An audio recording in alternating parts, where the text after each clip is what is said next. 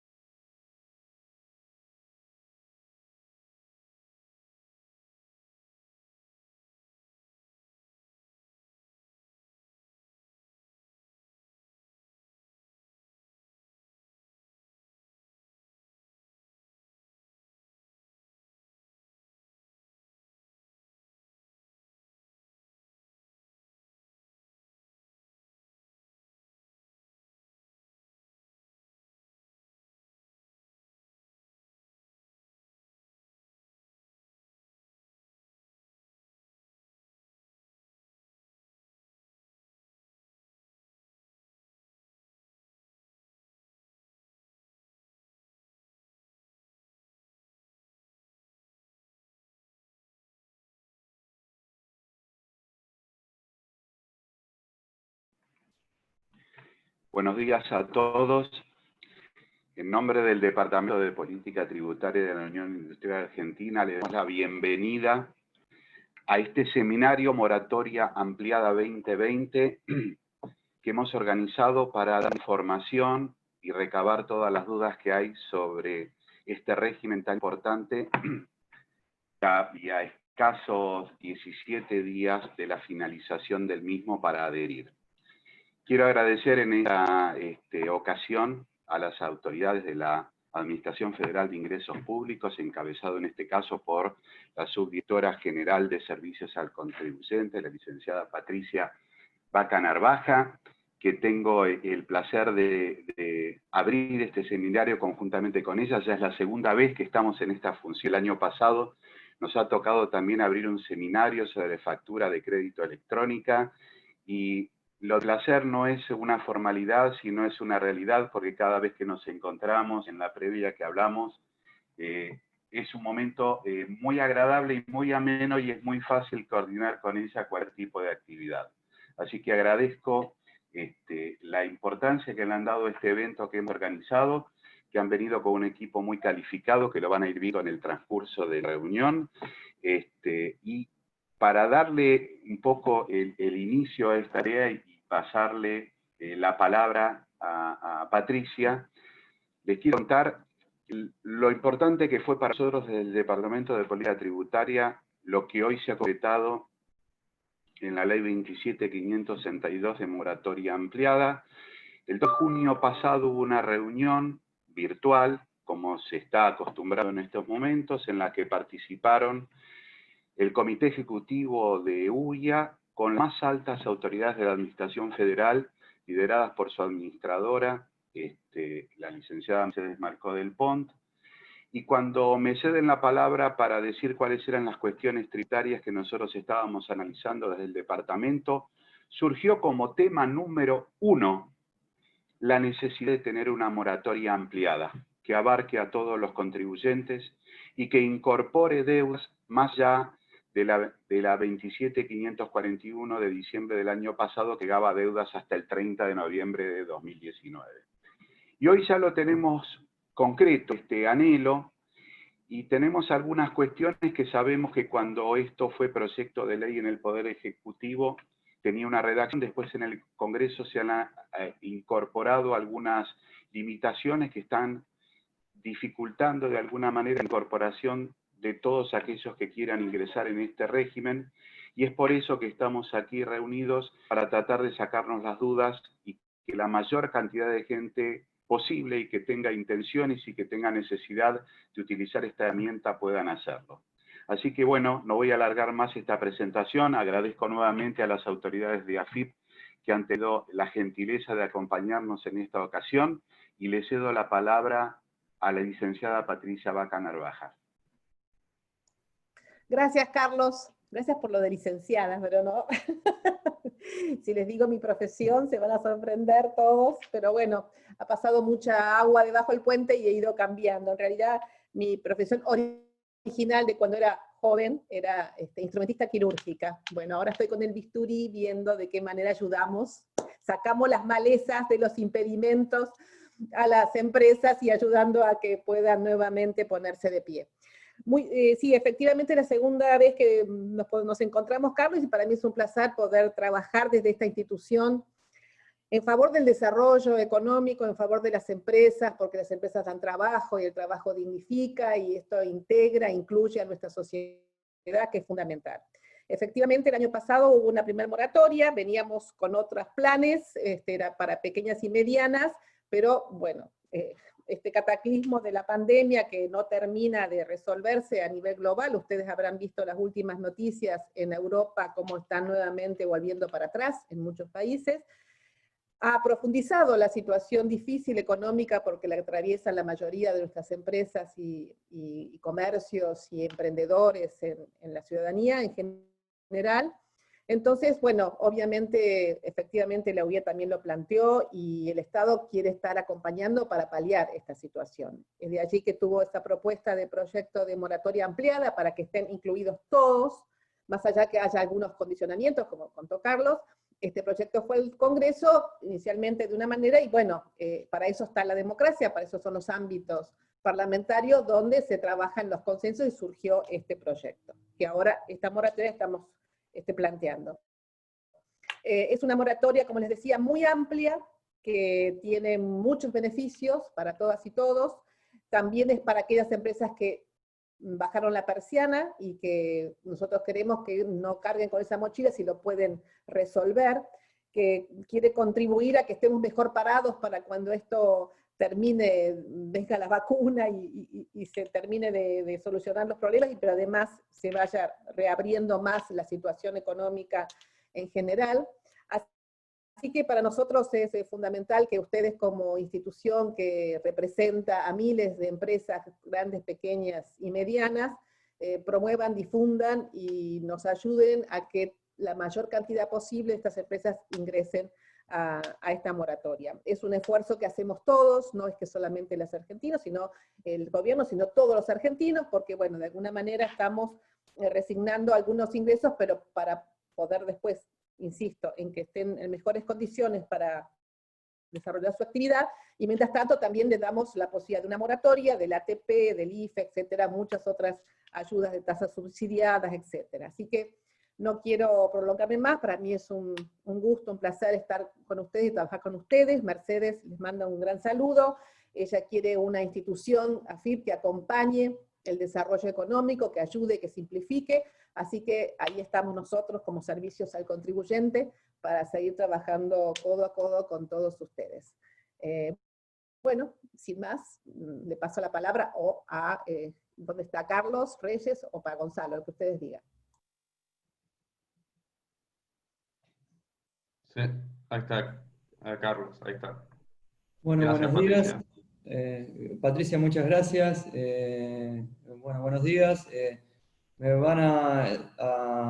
Me acompañaron en la coordinación de este seminario, me van a acompañar desde nuestra institución Daniel Pérez y Mario Gallá, ambos miembros del Departamento de Política Tributaria de la Unión Industrial. Para los que no me conocen, mi nombre es Carlos Reyes y también soy parte del Departamento de Política Tributaria. Estoy en este momento coordinando también la Comisión de Tributación PYME de la Unión Industrial, con lo cual más que interesados en esta norma y en su desarrollo, así como lo estuvimos en la 27541 original. De antemano le agradezco a quien nos va a estar exponiendo y capacitando, y quien va a ser en definitiva el actor central de este seminario virtual, que es Gonzalo Checasi, que es jefe del Departamento de Evaluación de Acciones de Servicio, que conjuntamente con su equipo van a estar realizando una presentación que nos va a permitir entender en profundidad este régimen de moratoria modificado por la 27562 y reglamentado por la resolución 4816, conjuntamente con su equipo, decía, porque va a haber la posibilidad de ir realizando preguntas a través justamente de la aplicación de preguntas y respuestas, que lo tiene en la parte inferior del Zoom, y en la medida de lo posible se irán respondiendo, y aquellas que no se puedan responder durante el seminario se irán contestando a posteriori. Así que bueno, Gonzalo, te agradezco nuevamente, te doy la bienvenida nuevamente, y te dejo, así nos vas capacitando justamente a través del régimen de moratoria. Bueno, muchas gracias, Carlos. Bienvenidos a todos. Les voy a compartir una presentación que preparamos para acompañar la explicación.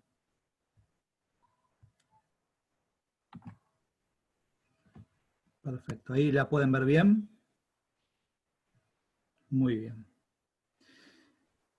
Bueno, dentro de esta presentación vamos a ver algunos aspectos destacados de la normativa que estableció la moratoria actual. Luego, obviamente por una cuestión de tiempo, no vamos a poder abarcar todos los temas que alcanzan esta moratoria. Al finalizar la exposición vamos a tratar algunas preguntas que nos fueron acercando previamente. Creo que son alrededor de 8 preguntas que vamos a responder.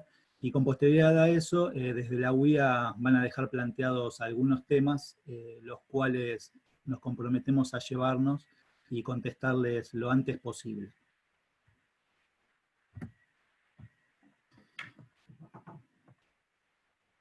Bueno, para comenzar con la presentación, es importante destacar que dentro de esta moratoria se pueden ingresar tanto deudas u obligaciones adeudadas impositivas, de seguridad social y aduaneras, cuya aplicación, percepción y fiscalización se encuentra a cargo de la AFIP. ¿Cuáles son estas obligaciones que se pueden incorporar? Bueno, todos aquellos contribuyentes que tengan obligaciones adeudadas de este tipo van a poder incluirlas dentro de la moratoria siempre y cuando las mismas se encuentren vencidas al 31 de julio del 2020. O sea, todos aquellos contribuyentes que tengan obligaciones de impuestos, de seguridad social o aduaneras que se encuentren administradas por la AFIP y cuyo vencimiento haya operado hasta el 31 de julio, las van a poder incorporar dentro de esta moratoria. Por eso esta es la primera fecha importante a tener en consideración. Y la segunda fecha es el plazo hasta el cual se puede presentar dentro de la moratoria, incluir estas obligaciones dentro de la moratoria, que es el 31 de octubre del 2020. Ambas fechas fueron establecidas por ley, por lo tanto no es potestad de la AFIP poder modificarlas. Aclaro esto porque es una de las preguntas que nos vienen realizando y nos vienen adelantando. Si estas fechas pueden ser cambiadas. En realidad pueden ser cambiadas, pero a través del dictado de una ley. No es a través de una reglamentación que pueda emitir la AFIP. Ahora bien, ¿quiénes son los sujetos que pueden ingresar dentro de la moratoria? Como bien adelantaron, esta es una moratoria amplia. Permite el ingreso de todo tipo de sujetos, sea persona humana, persona jurídica, entidad sin fin de lucro. Todo sujeto puede ingresar dentro de la moratoria. Hay algunos que van a tener más condiciones que otros para poder ingresar. Y por lo tanto, y también distintos tipos de beneficios. Y por eso dentro de la normativa están definidos cierto tipo de sujetos. El primer sujeto diferenciado son las micro, pequeñas y medianas empresas que se encuentren inscritas dentro del registro MIPYME. ¿Esto qué quiere decir? Quiere decir que tienen que tener el certificado MIPYME vigente.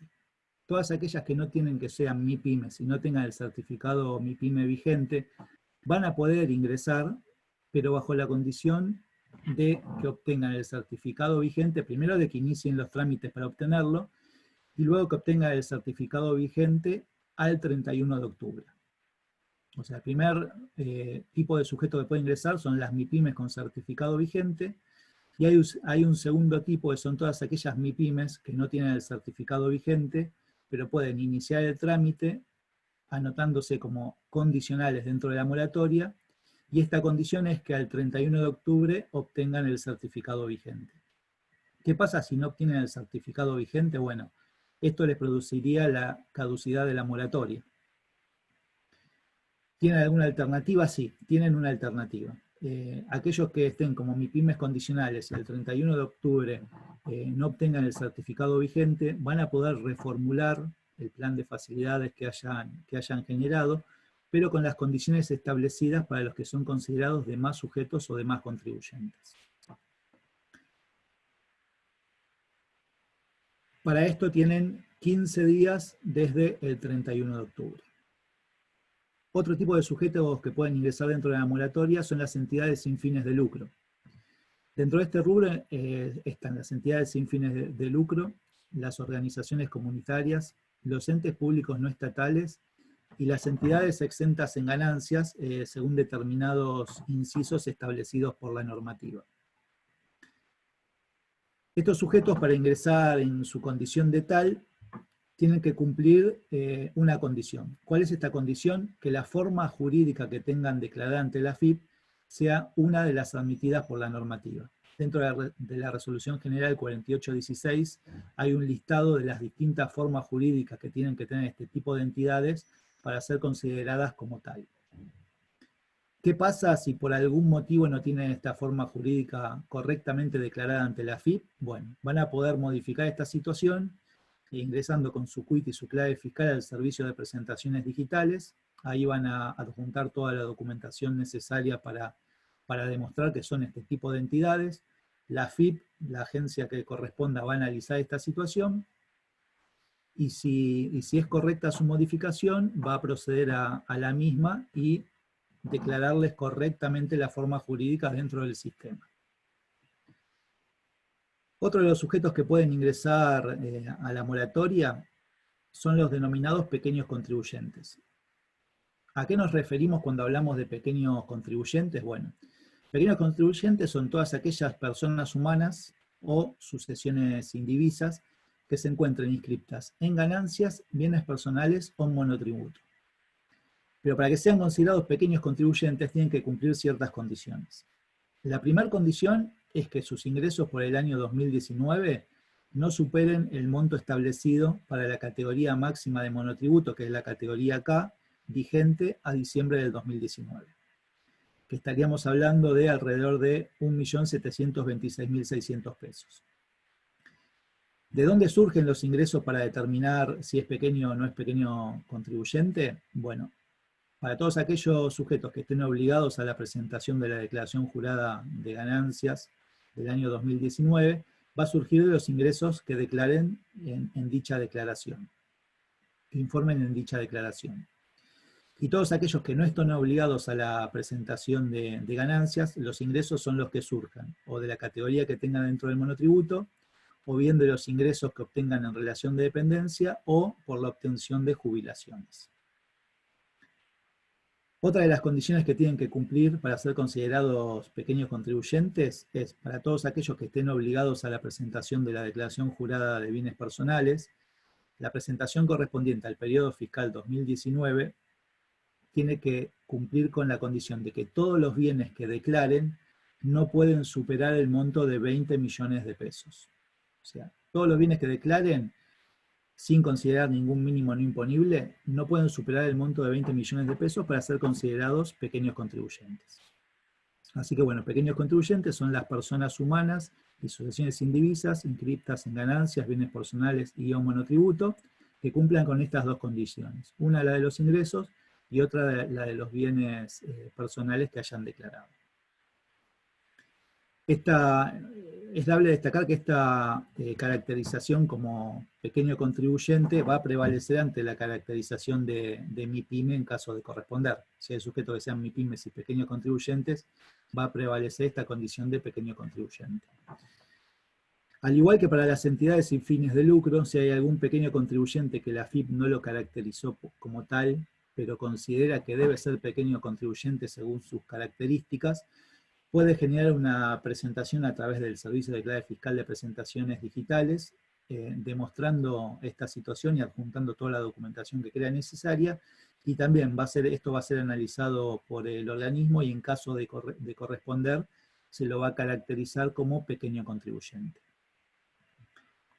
Y por último, tenemos a todos aquellos contribuyentes que no fueron caracterizados según las condiciones anteriores. Todo aquel que no sea MIPYME, entidad sin fines de lucro o pequeño contribuyente también va a poder ingresar a la moratoria, aunque se trate de persona física o de persona jurídica. Pero acá tienen una condición extra. Esta condición es que no tienen que poseer activos financieros en el exterior. Y en el caso de que posean activos financieros en el exterior, para poder ingresar a la moratoria, van a tener que repatriar al menos el 30% del producido de la enajenación de estos activos que tengan en el exterior dentro de los 60 días de la adhesión al régimen. O sea, todos aquellos contribuyentes que sean considerados de más sujetos o de más contribuyentes también pueden ingresar dentro de la moratoria, pero cumpliendo con los requisitos de no tener activos financieros en el exterior, o bien si los tienen, repatriar al menos el 30% de los mismos.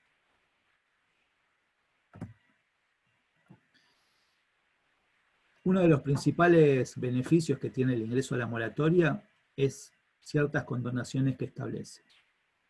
¿Por qué digo que es uno de los principales? Porque para que se dé esta situación de quita, tanto sea de intereses, multas, de capital, tiene que estar establecido por una ley. O sea, ustedes conocen que la AFIP viene implementando diversos planes de facilidades de pago, pero en esos planes de facilidades de pago que establece la AFIP por normativa propia, no puede generar ningún tipo de quita. Para que se generen estas quitas tiene que surgir de una ley. Y este es el caso. Por eso la importancia de destacar estos beneficios para todos aquellos que quieran ingresar dentro de la moratoria.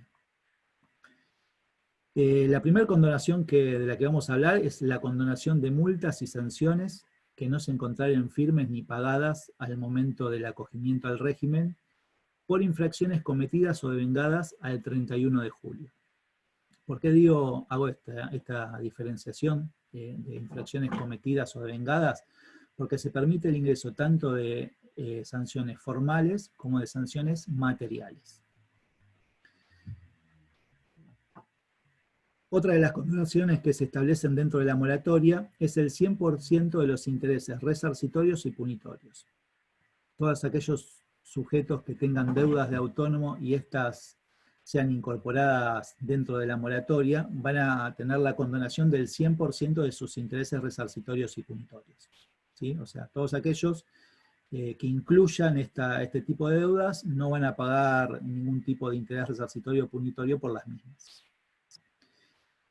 También van a estar condonados los intereses resarcitorios y punitorios correspondientes al capital cancelado del 26 de agosto del 2020, o sea, todos aquellos que tenían una deuda con anterioridad a esa fecha y la cancelaron, pero aún mantienen la deuda por intereses, estos intereses que adeudan van a ser condonados. También son condonados los intereses correspondientes a los anticipos. Estos anticipos son los que se encuentren vencidos al 31 de julio de 2020, siempre y cuando no se haya presentado la declaración jurada o haya vencido el plazo para su presentación. De estas fechas la que sea posterior. Gonzalo, discúlpame, un segundo. Tenés una ventana abierta por encima de la presentación y me están avisando que es verdad que yo no me había dado cuenta, tenés como un recuadro gris sobre el lado derecho de tu presentación. Puede ser que tengas la ventana ahí. ¿Tenés la ventana de panelistas o alguna del Zoom? ¿La podés cerrar o mandar abajo? Ahí está. Ahí está. Porque eso te estaba tapando la pantalla. Gracias. Ah, bueno, perfecto. Bárbaro. Gracias. No, por favor. Bueno, continuamos con la presentación. Estamos hablando de las condonaciones y por último, habría que destacar la condonación de todos aquellos intereses del resto de las obligaciones. Pero esta condonación va a variar de acuerdo al tipo de antigüedad de las obligaciones que se están regularizando dentro de la moratoria. Se va a condonar el 10% del interés correspondiente al 10% del valor del capital de aquellas obligaciones vencidas en el 2018 y hasta el 31 de julio del 2020. O sea, todos aquellos que tengan obligaciones y las incorporen dentro de la moratoria por los periodos fiscales 2018 y vencidos hasta el 31 de julio, van a tener una quita o una condonación de los intereses correspondientes al a lo que exceda el 10% del capital consolidado dentro de la moratoria. Para aquellas obligaciones de periodos fiscales 2016 y 2017, se va a condonar el monto de los intereses que supere el 25% del capital consolidado. Para los periodos fiscales 2014 y 2015, todos aquellos intereses que superen el 50% del capital consolidado. Y para las deudas más viejas, o sea, periodo fiscal 2013 y anteriores, se va a condonar el valor de los intereses que supere el 75% del capital consolidado.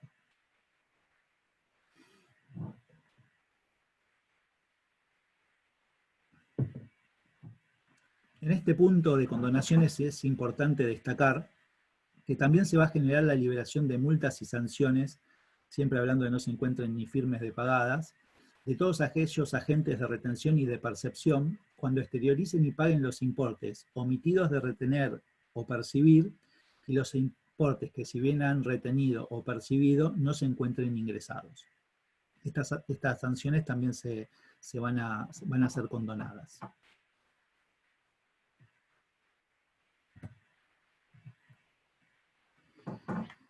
Con respecto a las exclusiones, bueno, con respecto a las exclusiones hay ciertas novedades respecto de la normativa anterior. Hay algunas que se incorporaron y hay algunas que se quitaron. Dentro de las que se incorporaron como exclusión están los aportes y contribuciones con destino al régimen especial de seguridad social para casas particulares, para trabajadores de casas particulares. También las obligaciones incluidas en planes de facilidades caducos, planes de facilidad de pago caducos, presentados por la presente resolución general. Y por último, las obligaciones correspondientes a los periodos que fueron considerados para la obtención del beneficio de contribuyente cumplidor. Estas son las nuevas exclusiones. Pero hay otras exclusiones que figuraban anteriormente en la normativa y en la actual no, con lo cual son obligaciones que son susceptibles de ser regularizadas dentro de la moratoria actual. Acá estamos hablando de las obligaciones vinculadas con regímenes promocionales, aquellas correspondientes al impuesto sobre la realización de apuestas y el impuesto a los combustibles líquidos y al dióxido de carbono. Así que estas son las obligaciones que anteriormente se encontraban excluidas y en la normativa actual no.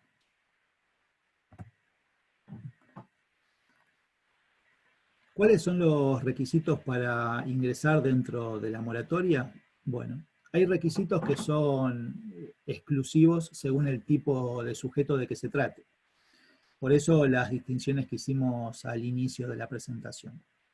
Para todos aquellos que sean MIPYMES, como ya lo comentamos, el requisito es que tengan el certificado MIPYME vigente, o bien inicien los trámites y se adhieran como condicionales, para lo cual tienen que tener el certificado vigente al 31 de octubre del 2020. Las entidades sin fines de lucro tienen, para ser consideradas como tales, tienen que tener alguna de las formas jurídicas establecidas por la normativa, y los que son considerados demás sujetos o demás contribuyentes no tienen que tener activos financieros en el exterior, o bien si los tienen, cumplir con el requisito de repatriación de los mismos. Pero también hay requisitos o condiciones comunes a todos los contribuyentes. La primera de ellas es que tengan presentadas las declaraciones juradas. Tienen que tener presentadas las declaraciones juradas de todas aquellas obligaciones susceptibles de ser regularizadas dentro de la moratoria. También tienen que tener declarada una CBU dentro del servicio de declaración de CBU, que es con clave fiscal de AFIP. Esto es importante porque la cuenta correspondiente a esta CBU que están declarando es aquella mediante la cual se va a generar el débito de los planes de facilidades de pago que ustedes generen. Y por último, una obligación que la AFIP siempre viene estableciendo, que es la de tener correctamente declarado el domicilio fiscal electrónico. O sea, una de las condiciones es que tengan correctamente constituido el domicilio fiscal electrónico para una mejor comunicación entre el organismo y los ciudadanos.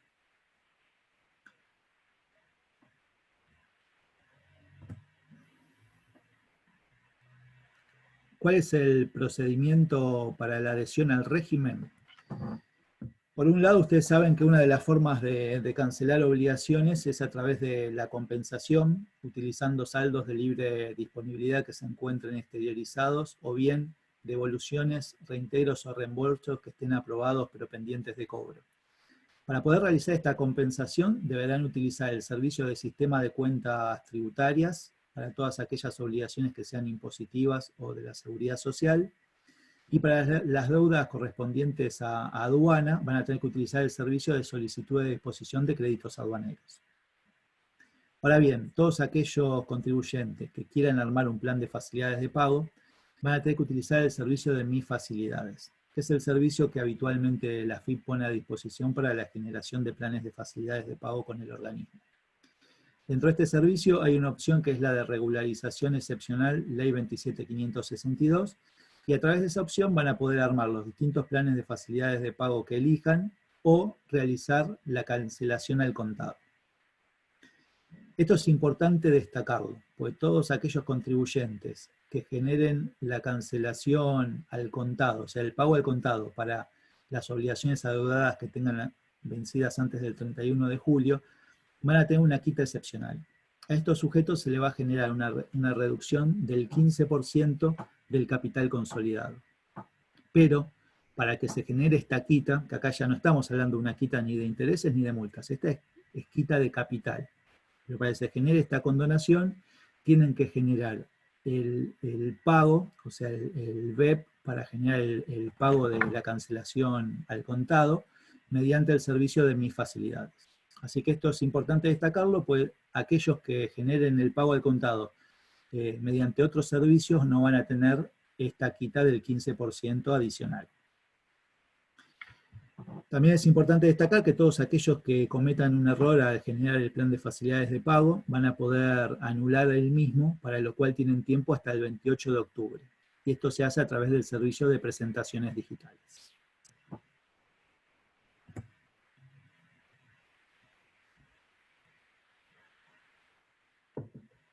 ¿Cuáles son las características de los planes de facilidades de pago? Bueno, en principio, con respecto a la cantidad máxima de cuotas, esta va a variar de acuerdo al tipo de sujeto de que se trate.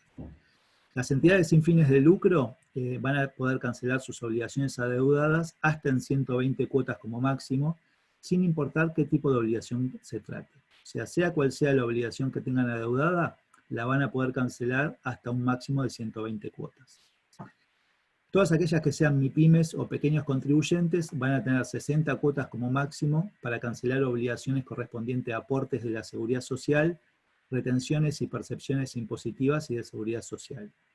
Y para el resto de sus obligaciones van a poder cancelarlas hasta en un máximo de 120 cuotas. Para todos aquellos que son considerados demás sujetos o demás contribuyentes, van a tener 48 cuotas como máximo para lo que sea aportes de seguridad social y retenciones y percepciones impositivas o de seguridad social, y hasta un máximo de 96 cuotas para el resto de sus obligaciones.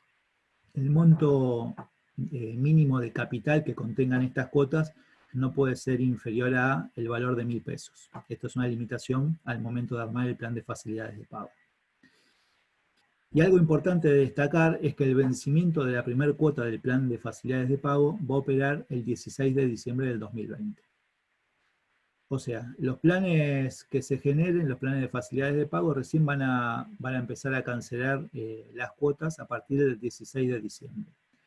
Y después de ahí, todos los 16 de cada mes se va a generar el débito del plan de facilidades de pago que generen.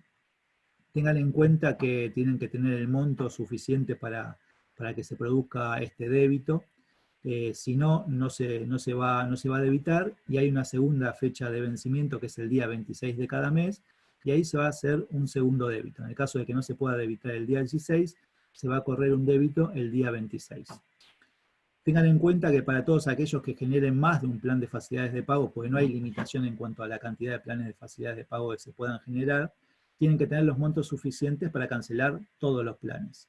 Si no tienen montos suficientes, si tienen más de un plan, se va a generar el débito de manera aleatoria. O sea, no pueden elegir qué plan es el que quieren cancelar y cuál no.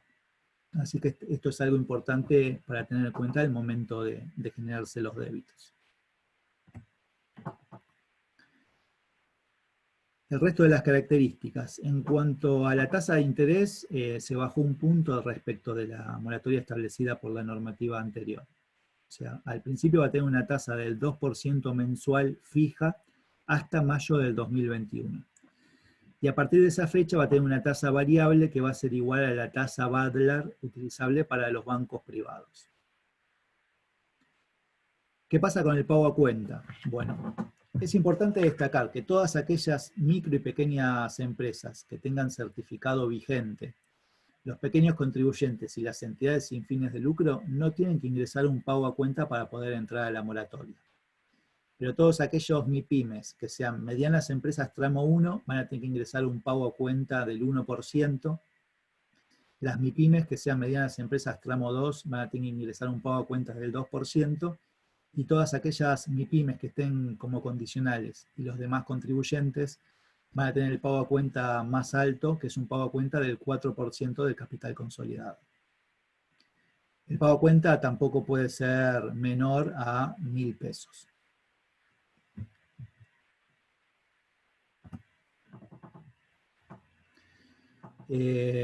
Cuando ingresen a generar el plan de facilidades de pago, les habíamos comentado que era a través del servicio de Mis Facilidades.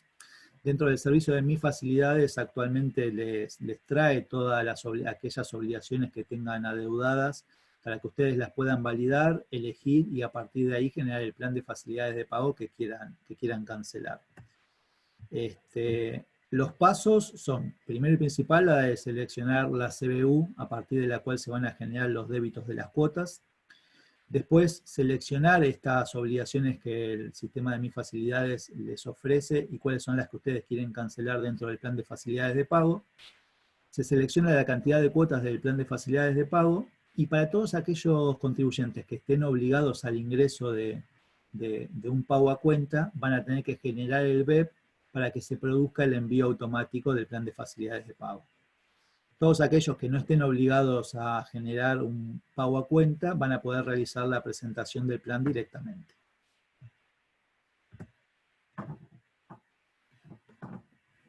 ¿Qué pasa? Que esta es una de las preguntas que realizan habitualmente con todos aquellos contribuyentes que tienen planes de facilidades de pago vigentes y quieren usufructuar los beneficios establecidos por la moratoria actual. Bueno, esos planes de facilidades de pago vigente van a poder ser refinanciados dentro de las condiciones de la moratoria actual. En cuanto a la cantidad de cuotas, van a ser las mismas que para un plan nuevo, excepto para las MIPYMES que estén como condicionales, que van a tener la misma cantidad de cuotas que las establecidas para los demás contribuyentes. O sea, van a poder cancelarlas en hasta 48 o 96 cuotas como máximo, según el tipo de obligación de que se trate. Respecto a la tasa de interés, es la misma que para un plan nuevo, es la del 2% fija hasta mayo del 2021, y a partir de ahí la tasa variable del Badlar para bancos privados. Y con respecto al pago a cuenta, es el mismo pago a cuenta, o sea, van a tener que ingresar un pago a cuenta y va a ser el mismo establecido para aquellos que ingresen en un plan nuevo. O sea, va a variar entre el 1 y el 4% según el tipo de contribuyente de que se trate, y el monto mínimo del pago a cuenta es de 1.000 pesos, o sea, no puede ser inferior al valor de 1.000 pesos. Se puede generar una presentación por cada plan que se quiera refinanciar. No es obligatorio que se refinancien todos los planes de facilidad de pago que tengan vigentes. El contribuyente va a poder elegir cuál es el que quiere refinanciar dentro de las condiciones de la moratoria actual y cuál lo deja como lo tenía según las condiciones del plan que haya presentado en su momento. Dentro del servicio de Mis Facilidades se les va a mostrar, o sea, el mismo servicio les va a mostrar todos los planes vigentes que tienen y cuáles son aquellos susceptibles de ser refinanciados dentro de la moratoria actual. Hay que considerar que no todos los planes son susceptibles de ser refinanciados, porque para que se puedan refinanciar, todas las obligaciones que tengan en ese plan vigente tienen que estar admitidas por la moratoria actual. Si hubiese alguna obligación que no puede ser regularizada dentro de la moratoria actual, ese plan no puede ser refinanciado. Y dentro de los planes vigentes que tienen, van a poder ver un botón dentro del servicio que les va a permitir generar la refinanciación, como dijimos, de aquellos planes que opten por refinanciar, y los que no seguirán con las mismas condiciones. Bueno, acá hay una distinción. Dentro de los planes que se pueden refinanciar, no puede ser refinanciado los planes generados por la Resolución General 4667, que son los establecidos por la moratoria anterior. Estos planes no pueden ser refinanciados, pero sí pueden ser reformulados. ¿Por qué hacemos esta diferencia? Esta diferencia la hacemos porque son distintas las condiciones. En cuanto a la cantidad de cuotas, son las mismas que para un plan nuevo, excepto para las MIPYMES sin certificado, que van a tener entre 48 y 96 cuotas. El interés, la tasa de interés es la misma, el 2% fijo hasta mayo del 2021, y a partir de ahí la tasa variable del BADLAR. Pero la diferencia es que aquellos que reformulen un plan de pagos vigente por la Resolución General 4667 no van a tener que ingresar un pago a cuenta. Así que bueno, esta es otra de las cosas que tienen que tener en consideración, y es una de las preguntas que hacen habitualmente, porque acá juega el tema de la exclusión establecida para poder ingresar planes de facilidades de pago que se encuentren caducos. Se genera una duda respecto de los vigentes y los caducos. Los que están vigentes pueden ser reformulados o refinanciados. Los que se encuentren caducos, excepto los de la normativa actual, van a poder ser ingresados, pero tienen que ingresar las obligaciones originales. O sea, no es el plan que se refinancia o se reformula, sino que las obligaciones emanadas de ese plan caduco son susceptibles de ser regularizadas dentro de la moratoria actual. En el servicio de mis facilidades también les va a mostrar todos aquellos planes vigentes que tengan generados por la Resolución General 4667, y les va a dar la posibilidad de reformular uno, todos o ninguno de los planes que tengan presentados.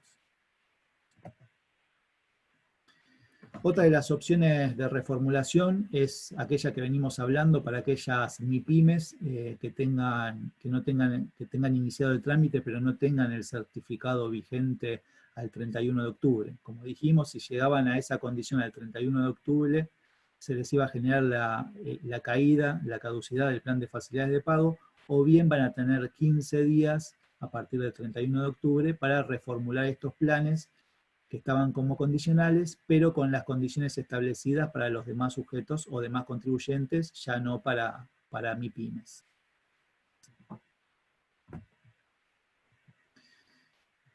Bueno, y con respecto a las caducidades de los planes de facilidades de pago. Este es un punto importante y que también genera bastantes consultas.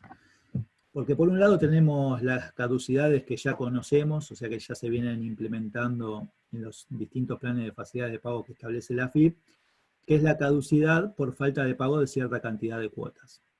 Esto va a variar de acuerdo al tipo de sujeto de que se trate y a la cantidad de cuotas máximas que haya elegido dentro del plan de facilidades de pago que generó. Todas aquellas MIPYMES, las entidades sin fines de lucro, los pequeños contribuyentes y los concursados y fallidos, cuando tengan un plan de facilidades de pago de hasta 40 cuotas, se le va a generar la caducidad por la falta de pago de 2 cuotas, que pueden ser consecutivas o alternadas. Tengan en cuenta que la caducidad se corre a los 60 días del vencimiento de la última cuota impaga. O sea, en este caso sería la segunda cuota que tengan impaga. Para todos aquellos que tengan un plan de pagos de entre 41 y 80 cuotas, se les va a producir la caducidad por la falta de pago de 4 cuotas, también consecutivas o alternadas. Para todos aquellos que tengan entre 81 o 120 cuotas, a las 6 cuotas impagas. Y para los que son considerados demás sujetos o demás contribuyentes y tengan un plan de hasta 40 cuotas, se le va a producir la caducidad por 2 cuotas impagas, y a los que tengan un plan de facilidades de pago por más de 40 cuotas, a las 3 cuotas impagas. Tengan en cuenta que cuando finalice el plan de facilidades de pago que han generado y venza la última cuota, tienen que tener todo pago. Si llegan a deudar alguna cuota, aunque sea una, a los 60 días también se va a producir la caducidad del plan de facilidades de pago. Pero bueno, dijimos que era importante destacarlo, porque también hay otras condiciones que producen la caducidad de los planes de facilidades de pago, más allá de la falta de pago de cierta cantidad de cuotas. Se puede producir la caducidad por la invalidez del saldo a favor utilizado para compensar. Esta es una causal de caducidad. Acá estamos hablando de sujetos, de contribuyentes que por un lado hicieron una compensación, pues tenían saldos de libre disponibilidad o reintegros o reembolsos pendientes.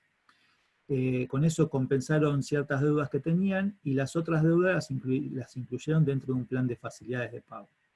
Bueno, si se llega a determinar que el saldo utilizado para generar la compensación es inválido, esto les produciría que también caduque el plan de facilidades de pago que han presentado. También se puede producir la caducidad por la falta de obtención del certificado MIPYME, como venimos comentando, aquellos que estén como condicionales al 31 de octubre tienen que tener el certificado MIPYME vigente, o si no se les caduca el plan de facilidades de pago, o bien tienen 15 días para generar la reformulación. Otro de los motivos de caducidad de los planes de facilidades de pago es la falta de aprobación judicial del avenimiento.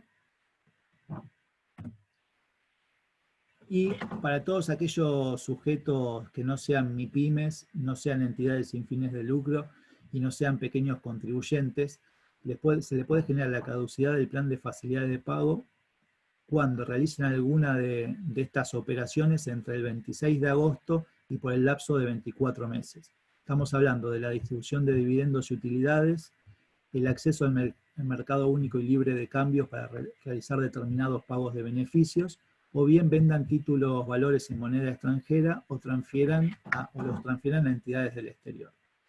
Y para todos los sujetos, sin importar de qué tipo de sujeto se trate, se le puede generar la caducidad por la transferencia al exterior o la compra de activos financieros en el exterior, también entre el lapso que va desde el 26 de agosto del 2020 y por 24 meses. Tengan en cuenta que si se les produce la caducidad del plan de facilidades de pago, pierden todos los beneficios generados por la moratoria. Por eso la importancia de estar atento a este tipo de causales y que no se les caiga el plan de facilidades de pago y por ende todos los beneficios inherentes al mismo. Y por último, para finalizar la presentación, lo que les queríamos comentar eran los canales de contacto que tienen con el organismo. Dentro de la página principal de la AFIP hay un micrositio específico que se llama Moratoria 2020 y ahí tienen toda la información necesaria para ingresar dentro de la moratoria y vamos a ir incorporando todas las novedades y respuestas que se den al respecto.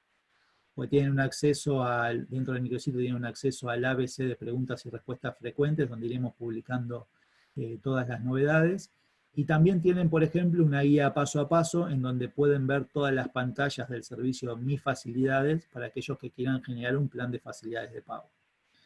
También más allá del contacto que tenemos a través de la cámara y de las preguntas que nos hagan llegar a través de ella luego de esta presentación, tienen el canal de consultas web, que es el canal habitual que pone a disposición el organismo para que nos hagan llegar sus preguntas. Y para todos aquellos que tengan alguna situación particular y quieran presentarla ante el organismo, sepan que también está habilitada la opción de reclamos y sugerencias para ingresar algún tipo de reclamo o alguna situación que no sea una consulta.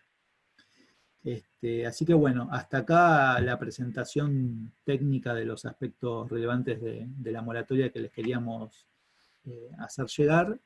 Y si les parece bien, hay algunas consultas que queríamos compartir con ustedes, más allá del resto de las consultas que va a dejar planteada la Cámara y que les vamos a mandar la respuesta a posterioridad de esta reunión. Buenos días. Vamos a tratar las preguntas entonces que nos anticiparon desde la Cámara. La primera de ellas trata sobre la obligación de repatriación para no residentes. Y preguntan, ¿la obligación de repatriación alcanza a sujetos no residentes fiscales? Por ejemplo, cuando quien posee más del 30% del capital de la empresa local que desea ingresar a la moratoria es una sociedad radicada en el exterior.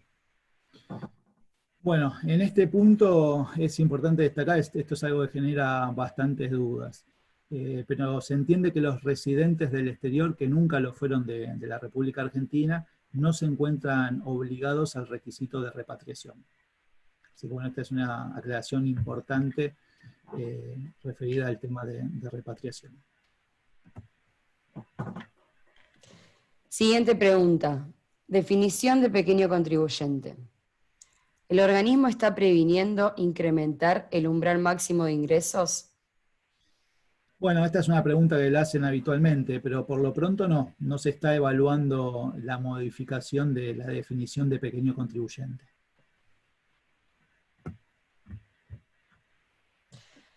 Siguiente pregunta. Definición de entidades sin fines de lucro.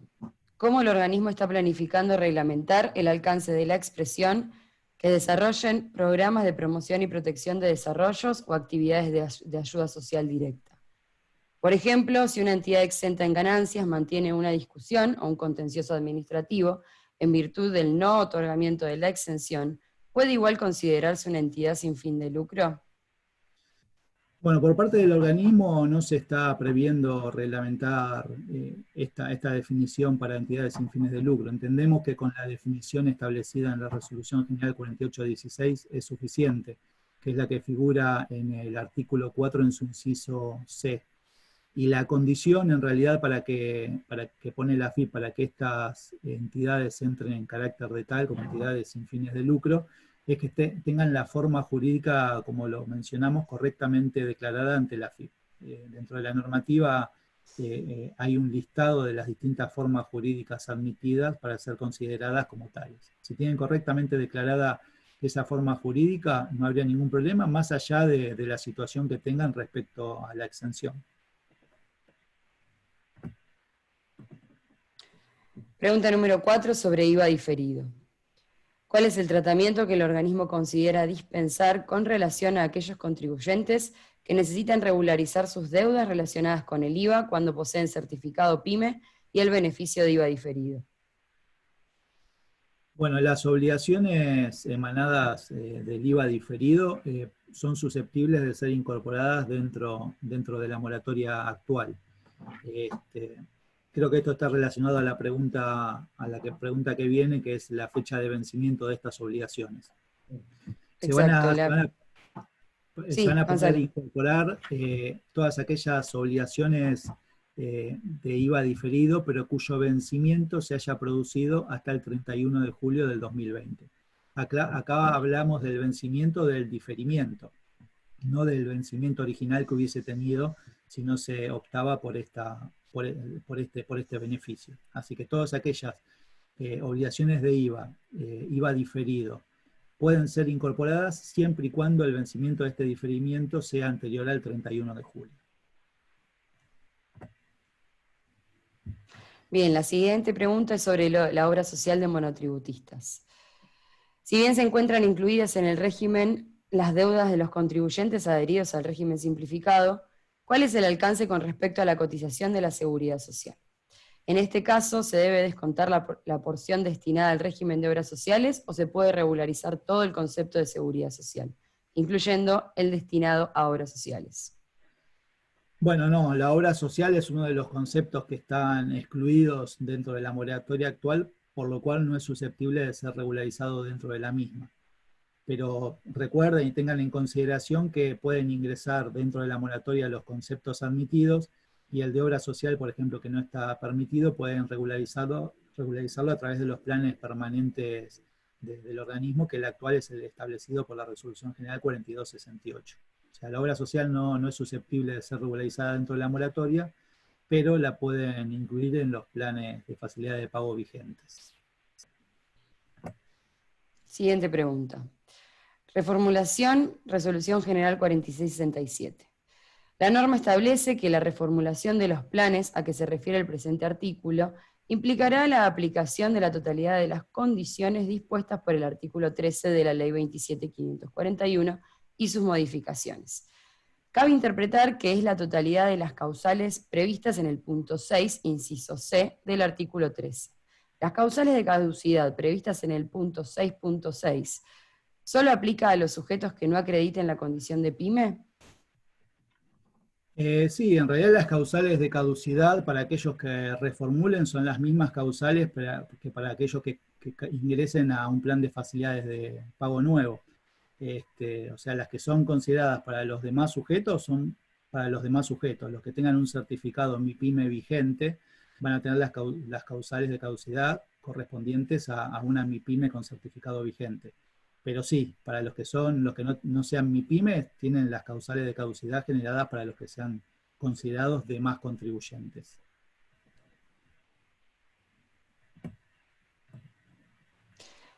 Y la última pregunta es sobre la falta de obtención del certificado PYME.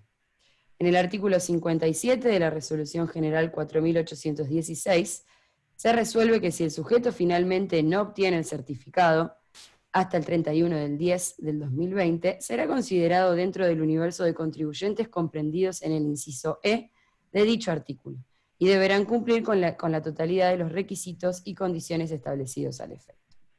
¿Cuál será el plazo para cumplir estos requisitos? ¿Se está planificando reglamentar el mismo?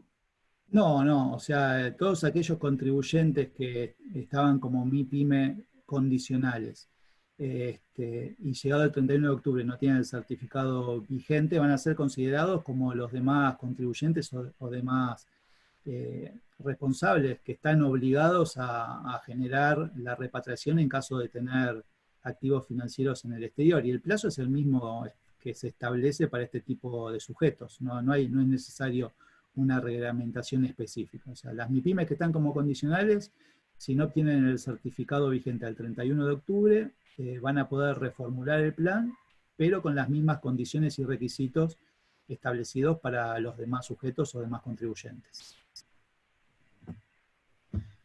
Así que bueno, hasta acá la presentación que les queríamos compartir y las preguntas que nos habían adelantado, así que, Carlos, te paso la palabra.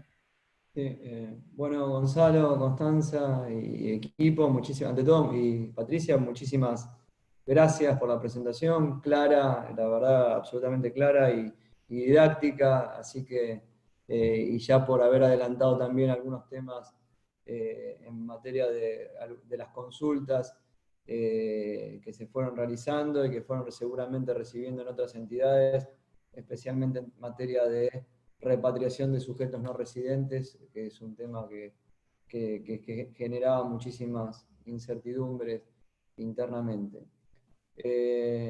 Nosotros, fuimos realizando y relevando algunos temas adicionales que nos parecería interesante plantear, aunque sea como para llevarlos de manera a modo de análisis por parte del organismo, y que van acompañados de esta definición, entre comillas, que han planteado con respecto al tema de la imposibilidad de repatriación por parte de un sujeto no residente fiscal argentino, ¿no?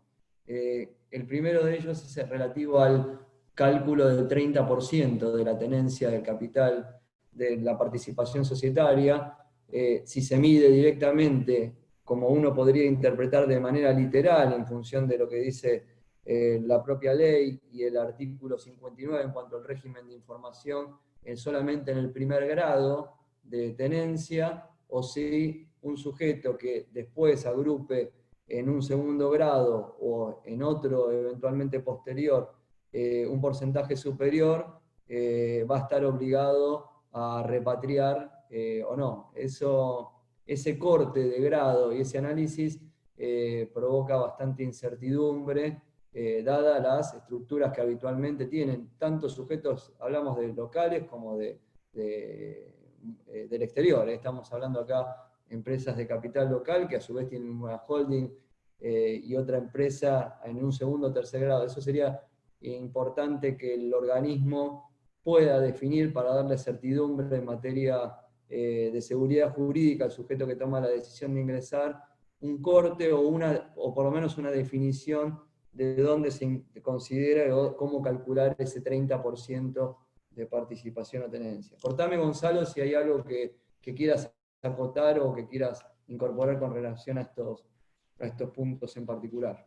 Sí, sí, Carlos, nosotros te vamos escuchando y obviamente tomamos nota de todos estos planteos para después mandarles las respuestas a posterioridad de esta reunión, pero si cualquier cosa te paro. Después un tema que nos parece relevante también definir es justamente en materia del régimen de información del artículo 59 de la resolución 4816, que generó una gran cantidad, como está dividido en 3 párrafos, genera una gran cantidad de dudas, especialmente el primero, en cuanto al universo de beneficiarios del plan de pagos que abarca, si todos tienen, aquellos que tengan participaciones que superen el 30%, que primero habría que definir cómo se calcula ese 30%, presentar este régimen de información,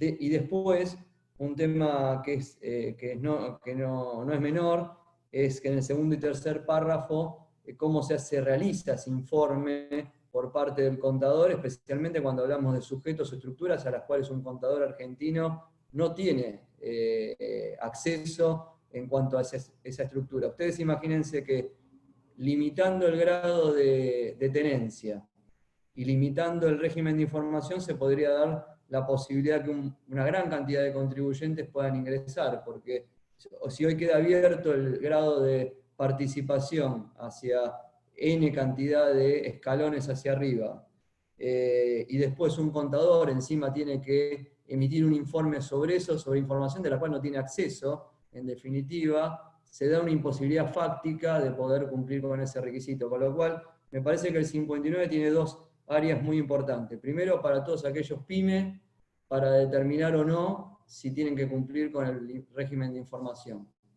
Si se saca ya los sujetos pymes de la obligación, sería una gran ventaja y le daría mucha agilidad al régimen.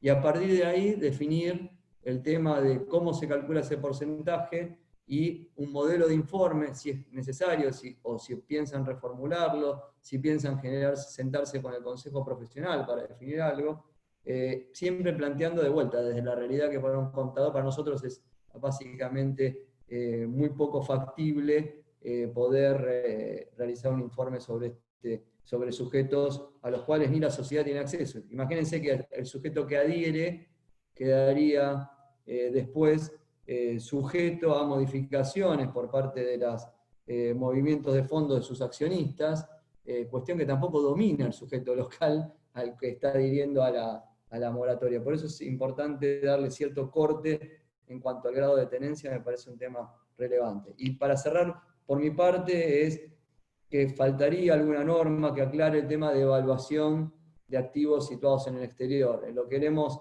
remitido hay una cantidad de casuísticas bastante detalladas de los problemas que se generan. Bueno, tomo la decisión de repatriar. Quiero repatriar el 30% porque quiero adherir a la moratoria. Bueno, hay una cantidad de temas relacionados con el tema de la evaluación, más con una fecha de corte bastante particular, que es la de publicación de la ley 27.562, que hace que sería importante que el organismo definiera y diera certeza de que el 30% que estoy repatriando es correcto, y no estoy equivocándome y generando todo el riesgo de que podría estar generando.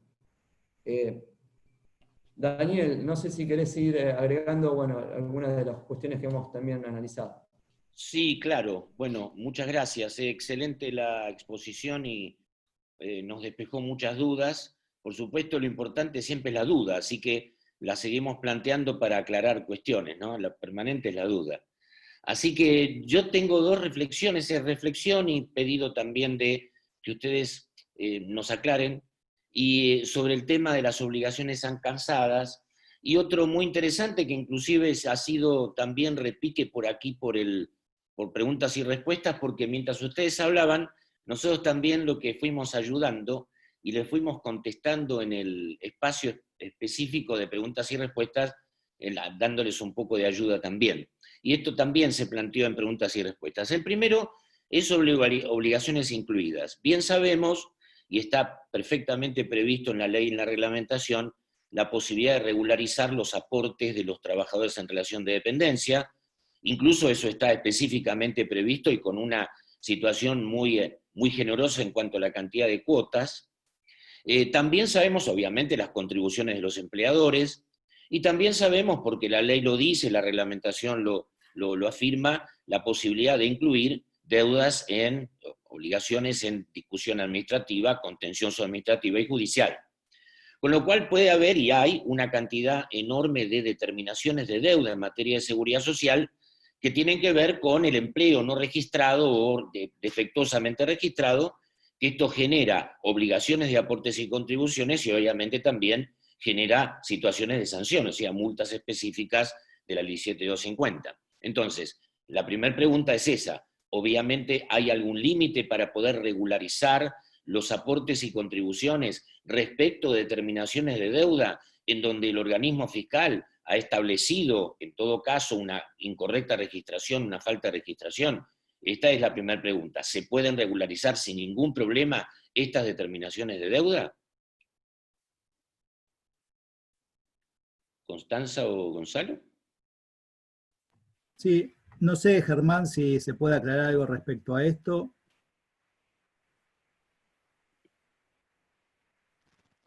¿Qué tal? Buenos días. En mi opinión no existe inconveniente desde el punto de vista del sistema. Obviamente van a tener que presentar las declaraciones juradas, reconocer la deuda y regularizar las obligaciones. Lo que no es, esto es un blanqueo, claramente, ¿no? Obvio. Esto no es un blanqueo en sí de personal, no lo reconoce, ni es un blanqueo en cuanto a bienes. Pero sí pueden reconocer, rectificar una declaración jurada, reconocer la deuda y regularizarlo. Perfecto, muchas gracias. Bueno, sí, esto es muy interesante lo que comentás respecto de la posibilidad de regularización de esas obligaciones omitidas, y por supuesto sí aclararle a todos que hay que rectificar el total, y esto está previsto para todas las situaciones obligacionales, rectificar el total de las declaraciones juradas, con lo cual en materia de seguridad social es un trabajo muy, muy arduo, porque como sabemos la prescripción es decenal y puede haber deudas muy antiguas, va a haber que rectificar todas las declaraciones juradas. Con lo cual entonces la segunda situación es, bueno, un poco lo que acaban de explicar es, sí, obviamente no es un blanqueo, pero si yo tuviera, en todo caso, un empleador tuviera una situación en que podría rectificar una declaración jurada, en donde, bueno, reconociera una deuda sin que esto represente un blanqueo, pero que no tenga intimación, no tenga determinación y elija voluntariamente, en todo caso, rectificar una declaración jurada por aportes y contribuciones omitidos. Esto sería factible independientemente de reconocer que obviamente esto no es un blanqueo, pero puede haber una diferencia, por ejemplo, por remuneraciones. Esto podría ser.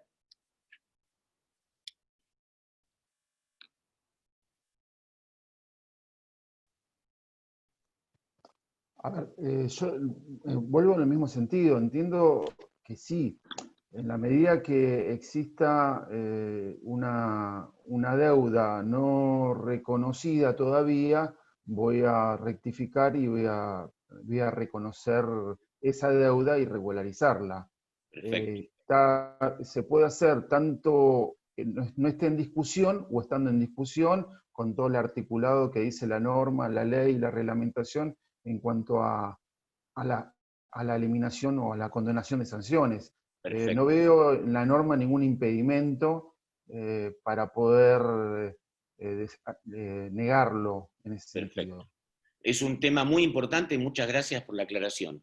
Y el otro que tiene que ver con obligaciones es, bien sabemos que la ley también prevé la posibilidad de regularizar obligaciones alcanzadas por el Instituto de la Prescripción, lo dice claramente. Y en este tema es muy interesante los aportes de trabajadores autónomos, en donde, bueno, sabemos perfectamente que hay personas con atraso en el ingreso de los aportes autónomos, y como precisamente la ley prevé la posibilidad de que se regularicen obligaciones alcanzadas por el Instituto de la Prescripción, si esto tiene algún límite si están cargados todos los aportes, porque sabemos que la regularización es al monto de la categoría vigente, pero tienen que estar cargadas las categorías y demás. ¿Hay algún límite operativo de este tema para que los autónomos pudieran regularizar obligaciones hasta incluso prescriptas?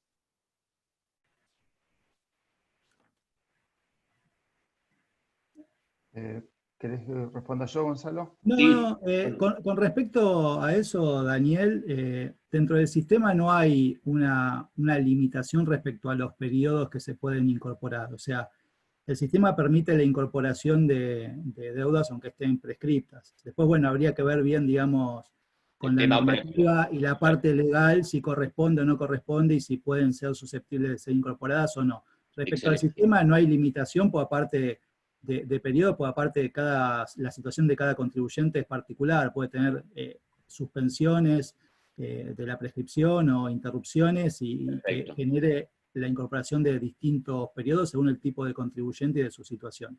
Excelente. En cuanto a la incorporación, no hay limitación, pero bueno, después hay que analizar la parte... Analizar el tema operativo. Muchas gracias. Bueno, por mi lado, la última voy a hacer tiene que ver fundamentalmente con el tema de la condonación, extinción y condonación de intereses y multas respecto de las obligaciones que han sido canceladas en su capital con vigencia anterior a la ley, obviamente, o sea, hasta el 26 de agosto, si esto tiene algún requisito adicional, fundamentalmente porque la RG 4816 habla sobre, en materia fundamentalmente de sanciones por infracciones formales, la condonación de oficio, ya sea pagados antes, en este caso estamos con las obligaciones canceladas con anterioridad. ¿Se necesita algún requisito adicional para esta situación, para que opere la condonación, o opera sencillamente porque la ley lo determina y porque es de oficio? Y en todo caso, si habrá que incorporar, en aquellos casos que hay sumarios previos, y hay que incorporar algún escrito, alguna notificación, solicitando específicamente la condonación porque la ley lo prevé, sobre todo en este caso de las obligaciones canceladas con anterioridad de la vigencia de la ley. Si hay algún requisito adicional o si creen ustedes prudente incorporar de todos modos un escrito al expediente administrativo, por ejemplo, en el sumario para que proceda la condonación de oficio. Esta es la pregunta. Los requisitos para que se produzca la condonación, o sea, la condonación no implica que tenga que generar una acción el contribuyente. Se va a aplicar de oficio del organismo y los requisitos son los establecidos por la norma. Por eso es que muchas veces nos preguntan en qué fecha se va a impactar esta condonación dentro del sistema. En realidad no hay una fecha, porque hay que esperar a que los contribuyentes cumplan con todos los requisitos establecidos con la norma para poder generar la condonación automática. Pero sí está claro que no hace falta, en principio, una acción por parte del contribuyente. Es algo que va a analizar el organismo. Perfecto. Un ejemplo es el tema de las MIPYMES que están como condicionales. El 31 de octubre no obtuvieron el certificado, les cambia todo, pues pasarían a ser de más contribuyentes y habría que ver la situación de cada uno y tienen 15 días más para reformular. O sea, eso no podría ser el 31 de octubre, pues ya este tipo de sujetos tiene 15 días más para ver si reformula o no. Bueno, una vez que pase el plazo establecido para todos los requisitos, recién ahí van a impactar dentro del sistema. Bueno, muchas gracias, Gonzalo. Por mi parte, nada más. Creo que aclaramos temas muy interesantes, así que les agradezco mucho la atención, particularmente, y las preguntas y la respuesta tan contundente. Y bueno, entonces le dejamos paso a Mario Gallá, que también tiene algunas dudas al respecto. Mario. Gracias, Daniel. Gracias, Carlos. Bueno, gracias, Patricia, a todos los funcionarios. Ya es la segunda vez que nos vemos en esta situación. A mí, digamos, por supuesto, muy clara la exposición de Gonzalo, como tuve oportunidad de manifestarle anteriormente, pero yo quería hacer dos consultas que son más bien de aclaración. Uno es el tema de la condonación de los intereses de los anticipos y la inclusión de los anticipos en el plan de facilidades. En el caso de la condonación, todos estos anticipos, digamos, básicamente, esta ley, al correr el plazo, digamos, dejó afuera, digamos, a las declaraciones juradas de persona física, porque la AFIP determinó que el vencimiento se generaba en los primeros días del mes de agosto, con lo cual quedaron automáticamente fuera de la posibilidad de la moratoria.